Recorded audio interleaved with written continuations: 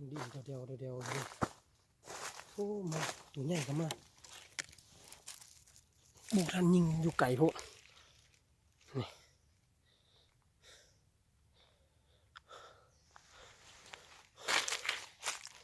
ตื่นอยู่ไก่พูดอยู่พูดละตัวนี้ไก่อ่อนเดือยพวกท่านมีเท่านี้นึงเดือย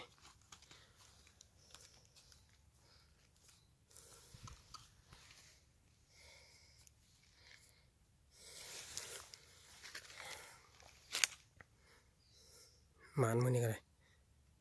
ตัวนึงมาทางทงหน้าพี่ข้านั่งอยู่พี่ละพอดีนี่นั่งอยู่ป่าทางนี้ไก่ต่อหมานชุด2 บาท2 ตัวโอเคแล้วซื้อสุดโลตัวนี้เพราะมันตื่นไก่บนทั้งน้ำแซมก็มาเลยพ่อไก่แม่หลายมาเป็นฝูงเลย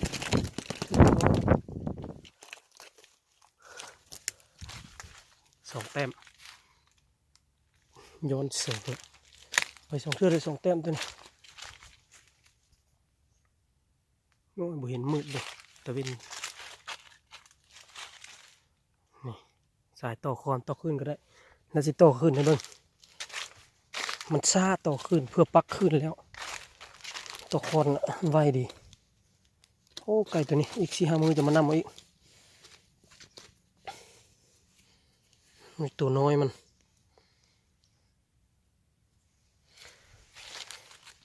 ตัวใหญ่มันบินหนีมันบินหนีมาเท่านี้ละนี่ปลายไม้นี่มันเขี้ยนเลยนี่มันบังอยู่พุ่นต้นไม้ใหญ่ป่ะพอละต้นไม้ใหญ่ซีกระโดดพอละ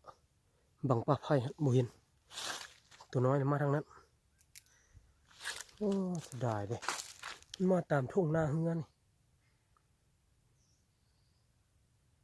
มาตามทุ่งนาเลยมันเนี่ยไอ้น้อยเล่นรัดพี่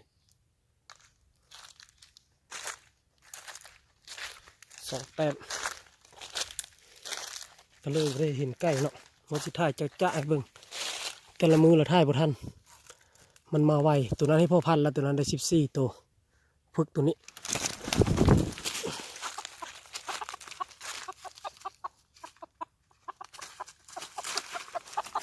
อ๋ออย่าสิย่านเถอะยังรักอยู่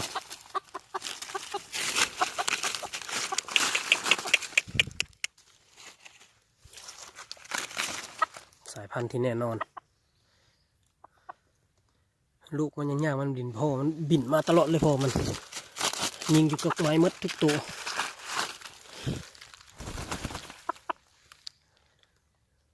คักว่าหอนมันนี่ปกติขายตัว500แต่ตัวอยู่เฮือนตัวอ่อนมันตอนนี้ขอให้1,500แล้วบ่ได้ขายได้หมดเลยไก่พอดีปีหนึ่งเดือยังน้อยๆเดือขาวอยู่ได้ไก่เตี้ยมูนาสิล่อไปต่อขึ้นบ้าง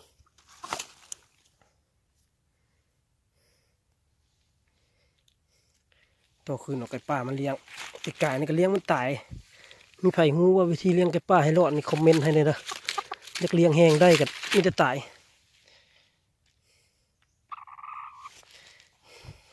ไก่หมานผ่านเก่งจัดไปลูกซองโหด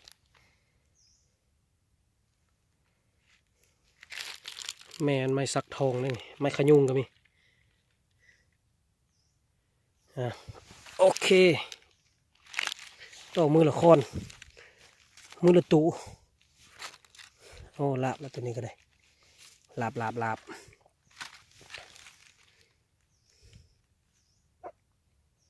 เดือยเท่าในมักซารีนี่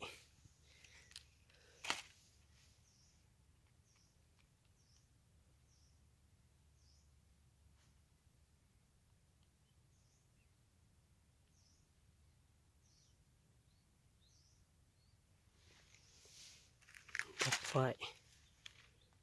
กไฟงามลูกมันก็มีแล้วงามลูกมันกำลังฝึกยังเดือยซะนี่แล้วลูกมันก็ได้ เดือยซ้ำนี่ละ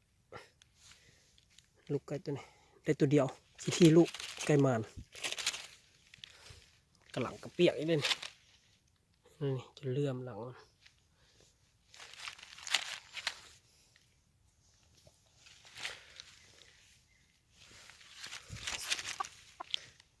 ปีกตุกลูกปีกสกอน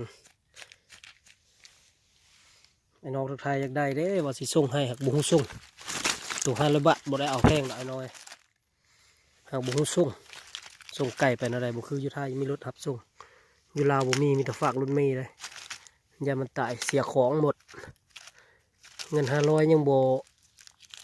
ดีใจเท่าไก่ยังบ่เสียใจเท่าไก่ตายเงิน500 บาทได้500กับไก่ก็รอดให้เขาละโอเคส่วนหลายเขามาซื้อเอาไอ้น้อยไก่โต270 ตัวมดเหลือไก่โต6 ตัวเดี๋ยวนี้แถวเวียงจันทน์แถวหลวงพระบางปากเซ่สวรรค์โอ้งามขนาดแดกถือเลยล่อเลยมือนี่เด็กไก่นอนดูนี่อันนี้ก็เอาประมาณสัก10 ตัวเศษพอพันละสามลูกมันไว้ขายให้กับเจ้าปีหน้าอันนี้มาลงไก่ซิแหน่ต่างกับเปิดต่างใหญ่หอนใหญ่ตับควายกิ้วกับเขาหมดเลยนี่ล่อนะตัวนี้เบิ้งอะไรกันล่อเขามาถามซื้อเราบุขาย